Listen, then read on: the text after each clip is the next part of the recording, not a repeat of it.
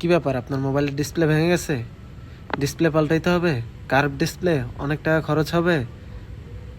কোনো চিন্তার বিষয় না, ডিসপ্লে ভালো আছে, উপরের গ্লাসটা ভেঙে গেছে, প্যারা নাই।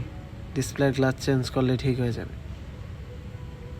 ডিসপ্লের গ্লাস চেঞ্জ করলেই ঠিক হয়ে যাবে। 14-15 হাজার টাকা দিয়ে ডিসপ্লে চেঞ্জ করা লাগবে না, এটাই সত্য, এটাই বাস্তব।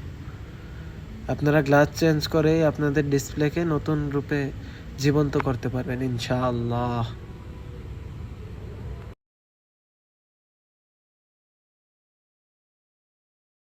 আসসালামু আলাইকুম রহমতুল্লাহ। আমি মোহাম্মদ নাজমুল হাসান, নাজমুল মোবাইল কেয়ার থেকে। আলহামদুলিল্লাহ, আল্লাহর অশেষ শুক্রিয়া যে আমি ভালো আছি। আশা করি আপনারা ভালো আছেন। আজকে যে ফোনটা নিয়ে আমরা কাজ করতেছি এটা হলো যে গুগল পিক্সেল 6 প্রো।